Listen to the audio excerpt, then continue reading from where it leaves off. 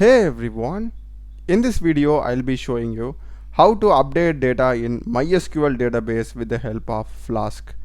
So if you want to watch the tutorial on how I connected as well as posted data, you can just click on the card that is appearing on top, because in this video I'll be only showing you the update operation. So if you are fine with that, let's get started.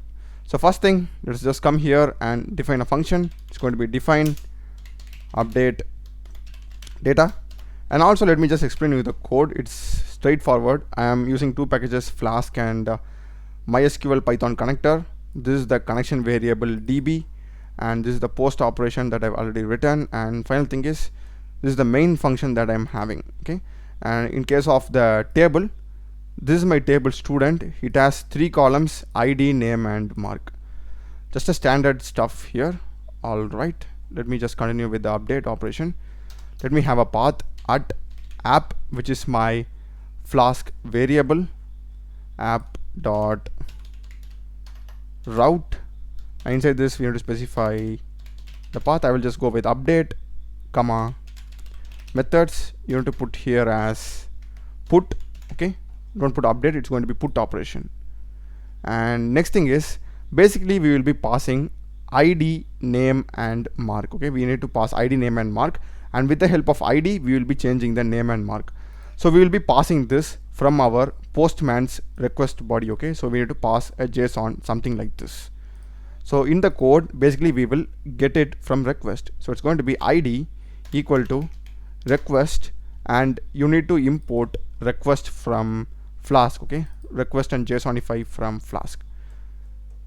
So ID equal to request dot JSON dot get ID within single quote. So this ID directly corresponds to this ID that we are passing. So this ID will have the value as 2, so 2 will be stored in this ID variable over here. Same thing applies. I'll just copy this, paste it twice. We will do the exact same thing for name and mark. So I will go here, name, and here it's going to be name, and mark here also. This is good. Next, let me create our cursor variable. With the help of this cursor variable only, we will be able to execute SQL query. So it's going to be cursor equal to the connection variable, which is db. So this one, db dot cursor is the function, and next line we'll be writing our query. So query equal to update space the table name. So simple update SQL query. My table name is students, so I'll just go here, students, set the column name. So in my case the column name is name, so make sure that you're specifying the column name over there. Name equal to percentage yes comma mark, which is again the column name, equal to percentage yes, and the where clause ID equal to percentage yes. So as I told you, with the help of ID we will be spotting that row, and we will be assigning the name and mark that we sent from our postman and changing it. Simple SQL over here. And final thing is, we will be combining our query along with these values that we have sent from postman. So for doing that, it's quite simple. Same cursor object, cursor dot execute function, and inside this we will be passing few parameters. First one is going to be the query that we are having, comma, inside circular bracket you need to pass these values in the same order how they are used in the query. So first percentage yes comes for name, so name goes first, next comes for mark, so mark goes second, and next comes for ID, so ID goes at the last. So exact same order how you have used over here. If you interchange it, you will be obviously getting an error, or wrong values will be getting inserted or updated in the table. So that's the thing. And final thing is, we need to put db dot commit so that the changes are getting affected, and you are going to add cursor dot close, because once the functionality is done you can just close it. You don't have no purpose to keep it open. And final thing is, you can just return JSONify.